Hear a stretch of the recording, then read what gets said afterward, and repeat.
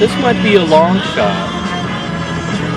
but has anybody out there read the Peculiar Crime Unit series that I've been reading? The reason I ask is that I just finished the second book in the series and I've ordered the third. But I read the first one a long time ago and I've forgotten some parts of it. And I've been trying to review it just so I can be up to date on the storyline. I don't remember how Natalie died.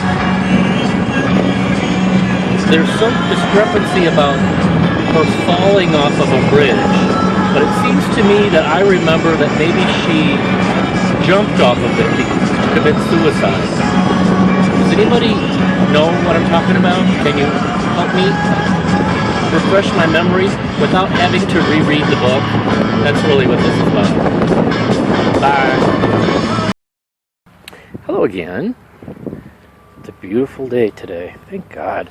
They're saying that pretty soon, later this week sometime, Busby just stepped in the Sprint. I thought it looked kind of interesting, doesn't it? It doesn't. This is a shoe track. See the treads? This doesn't have any tracks in it. Plus, don't these kind of look like toe marks? And an upward where a flexible foot would go? Rather interesting. Speaking of Bigfoot, there was something I wanted to talk about regarding Bigfoot. But what was I saying? I was saying something else before that. It's a beautiful day. Oh, it's going to be maybe record-breaking heat, which for us means 60s in February. Global warming. Now back to Bigfoot. I was reading. See, Busby hates that sound. They're ripping up the underbrush. I don't know why. Man is the only creature that thinks he can improve nature, I think. He's vain enough. But we come here because Busby doesn't like traffic noises. Just the calmness and gentleness of nature, and then they're got stupid bulldozers over there making a lot of racket. Ruining his woods. I was listening to my Bigfoot shows again, and they happened to mention a couple of tales or accounts, testimonies from at least 3 different sources of hunters, people who'd been in the woods hunting in their deer stands when a deer had come up to them, obviously in distress, like it had been running hard and frothing at the mouth, terrified. And the hunter was confused, like, I'm in a deer stand here hunting, and here comes a deer right at me to lay down at my feet. And why is it so stressed out? Well, then they look up and they claim they see a Bigfoot that apparently had been hunting this deer and chasing it and terrorizing it. And it reminded me of when Busby and I were walking the trail over there, which is closer to where the Bigfoot footprints were found. And remember, I had it on film. I turned on my camera. I don't remember if I had film of it or still photos. But it was a young buck, that walked up to the path, like right over there, except it was the path over there. But it was as close as being just right here on the wood line to us. And at the time I thought, that's very strange. Why is it getting so close to us?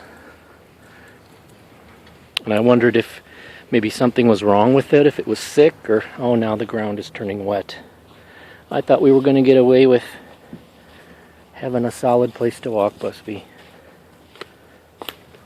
But I thought at the time that was very strange.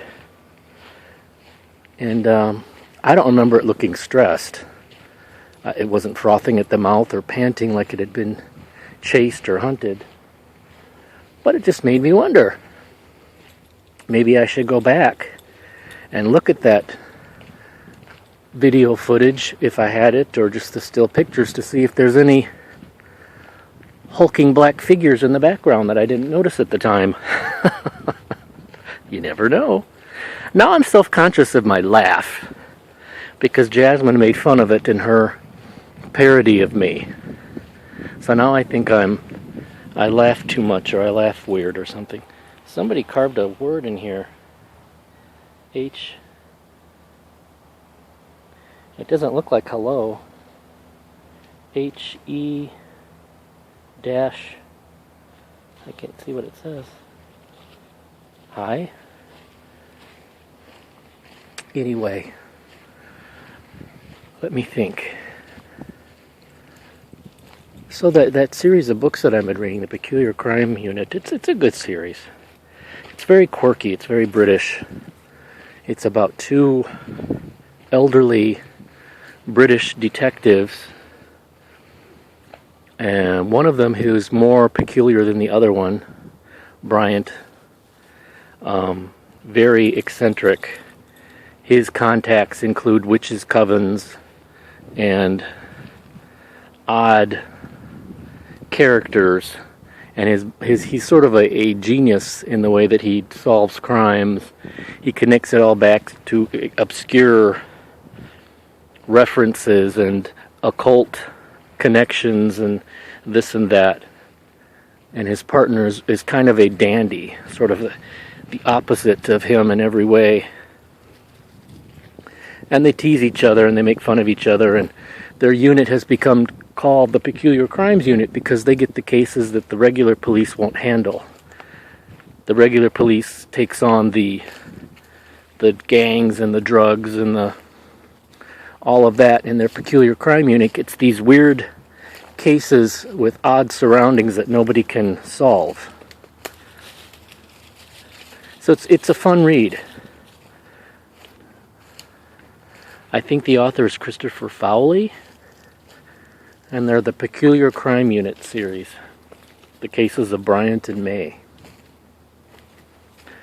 Anyway, I was hoping somebody had read them and could fill me in on the plot lines I forgot without my having to reread the whole first book. There's my laugh. Okay, before I laugh again, I will sign off. Goodbye.